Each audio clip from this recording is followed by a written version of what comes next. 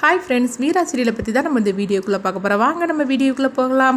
மாறன் வந்து வீராவை அழைச்சிட்டு தான் போவேன் அப்படின்னு சொல்லிட்டு அவங்க வீட்டு வாசலே உட்காந்துருக்குறாங்க. இப்போ கண்மணி சொல்கிறாங்க, நீ என்ன பண்ணினாலும் சரி தான், வீரா உன் கூட வரவே மாட்டா. நீ எதுக்காக தேவையில்லாமல் உன்னுடைய டைமை வேஸ்ட் பண்ணிகிட்டு இருக்கிற? ஆமாம், உனக்கு என்ன டைமு? நீ ஏற்கனவே வேலை வெட்டி இல்லாமல் தானே இருந்துகிட்ருக்கிற. அதனால தான் நீங்கள் வந்து உட்காந்துருக்குற. ஒழுங்கு மரியாதை ஒழுங்கு வீட்டுக்கு போயிரு, இல்லைன்னா நீ தேவையில்லாமல் அவமானப்பட்டு இருக்காது அப்படிங்கும் போது அப்போ கண்மணியோட அம்மா வராங்க. ஏண்டி மாப்பிள்ளைகிட்ட போய் இந்த மாதிரிலாம் பேசிகிட்டு இருக்கிற? மாப்பிள்ளை நீங்கள் வீட்டுக்குள்ளே வாங்க அப்படிங்கும்போது, என்னது மாப்பிள்ளை வீட்டுக்குள்ளே வாங்கவா?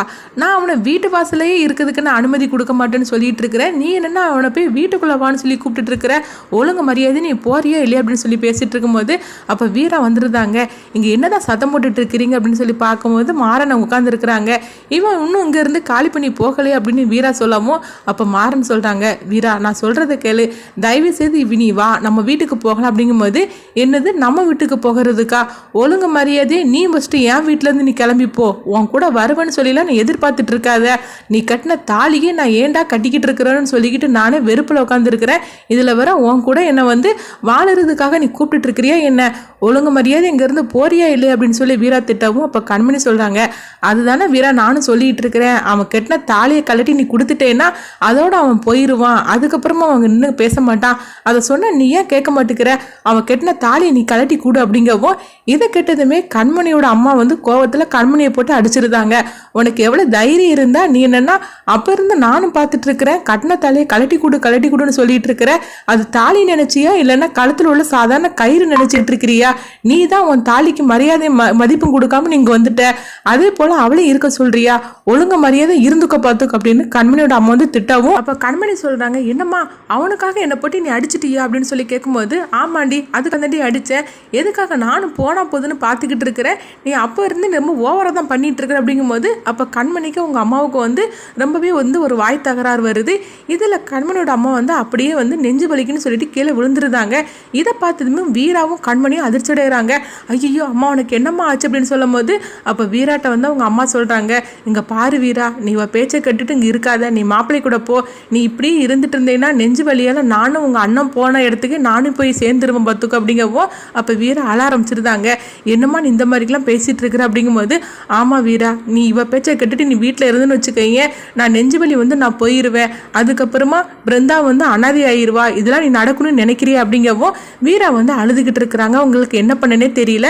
அப்போ வாமா நம்ம ஹாஸ்பிட்டலுக்கு போகலாம் அப்படிங்கும்போது, எனக்கு ஹாஸ்பிட்டல்லாம் ஒன்றும் தேவையில்லை, நீ மாப்பிள்ளையோட போனாலே போகிறோம் அப்படின்னு சொல்லிட்டு அவங்க வந்து எனக்கு நெஞ்சு வலிக்கு அப்படின்னு சொல்லி அவங்க துடிச்சிட்டு இருக்கிறாங்க. அப்போ மாறன் சொல்கிறாங்க, அத்தை வாங்கத்தை நான் ஹாஸ்பிட்டலுக்கு கூட்டிகிட்டு போகிறேன் வாங்க அப்படின்னு சொல்லி கேட்கவும் அப்போ வந்து மாறன்ட்டு வந்து அவங்க சொல்கிறாங்க, இல்லைப்பா அதெல்லாம் ஒன்றும் வேண்டாம், நீங்கள் வந்து வீராவை கூட்டிகிட்டு நீ அழைச்சிட்டு போ, எனக்கு அதுவே போகிறோம். வீரா நீ மாப்பிள்ளை கூட போ, நீ வந்து மாப்பிள்ளையோட பேச்சை கேட்டுட்டு நீ அங்கே அவங்க கூட போ. அது இல்லாமல் நீ கண்மணியோட பேச்சை கேட்டுட்டு நீ இங்கே இருந்தேன்னா நான் நெஞ்சு வலியிலே நான் போய் சேர்ந்துருவேன் அப்படின்னு சொல்லிட்டு அவங்க அம்மா வந்து நெஞ்சு வலியில் துடிச்சிக்கிட்டு இருக்கிறாங்க. அப்போ வீராவும் கண்மணியும் வந்து என்ன பண்ணுதுன்னே தெரியல. இப்போ வீரா சொல்கிறாங்க, அம்மா வாமா ஃபஸ்ட்டு நம்ம ஹாஸ்பிட்டலுக்கு போகலாமா அப்படிங்கும்போது மாறனும் கூப்பிட்டுட்டு இருக்கிறாங்க. பிருந்தா உட்காந்து அழுதுகிட்டு இருக்கிறாங்க. அதெல்லாம் ஒன்றும் வேண்டாமா, நீ கிளம்பி போனாலே போகிற அப்படிங்கிறாங்க. அப்போ வீராவும் வேறு வழி இல்லாமல் சரிம்மா நான் போகிறதுக்கு சம்மதிக்கிறேன் அப்படிங்கிறாங்க.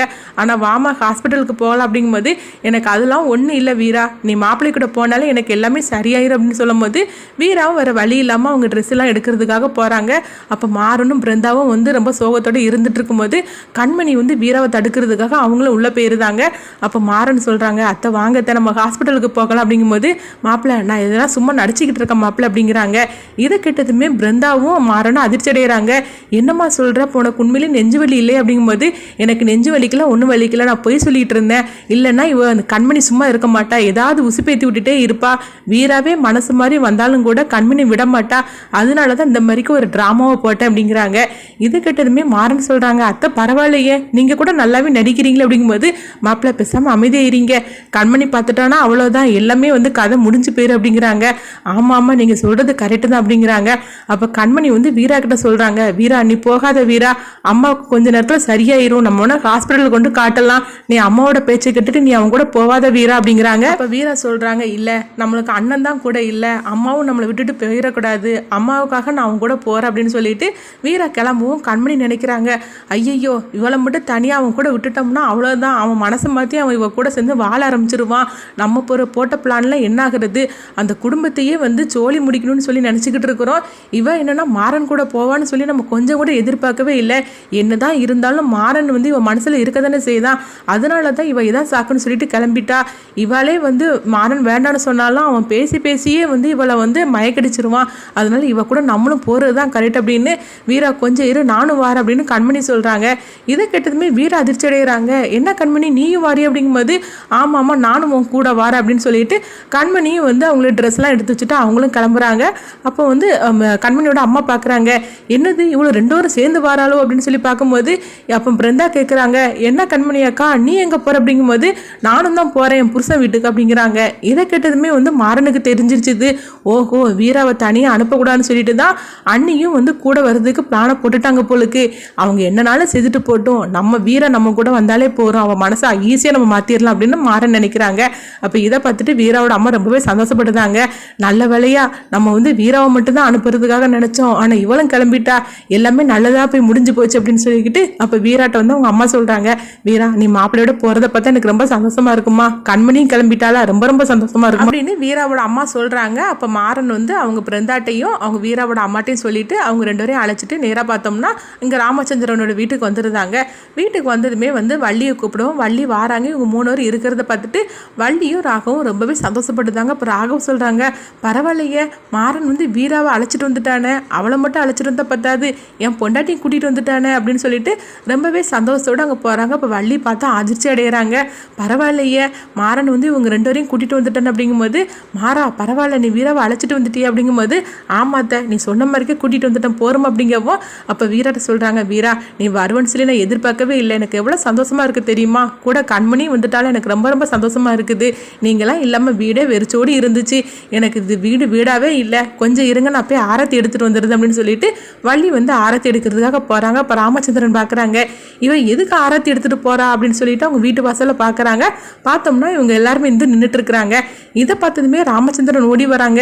என்ன வீரா நீ எதுக்காக அங்கே வந்து அப்படிங்கும்போது என்னது இது இப்படிலாம் பேசிட்டு இருக்காரு, ஏன் பொண்டாட்டி ஏன் கூட வந்திருக்கிறா, இவர் என்னன்னா இப்பவுமே விரட்டி விட்டுருவார் போலுக்கு அப்படின்னு மாறன் நினைக்கவும் அப்போ சொல்றாங்க என்ன நான் இந்த மாதிரி கேட்டுட்டு இருக்கிற, நம்ம வீட்டு மருமக நம்ம வீட்டுக்கு வந்திருக்கிறா, நீ என்னன்னா எதுக்கு வந்திருக்கான்னு சொல்லி கேட்குறீ அப்படிங்கும்போது இங்கே பாரு வள்ளி நான் உங்ககிட்ட ஒன்றும் கேட்கல, நீ எதுவும் என்கிட்ட பேசிட்டு இருக்காத, வீரா எதுக்கு வீரா நீங்க வந்த, இவன் கெட்ட தாலிக்கு மரியாதை மதிப்பும் கிடையாது, அதை அவன் முகத்துல தூக்கி வீசிட்டு நீ போவியா, அது இல்லாம நீ இவன் கூட வந்திருக்கிற, எனக்கு இதுல துளி விருப்பமே இல்லாம அப்படிங்கிறாங்க.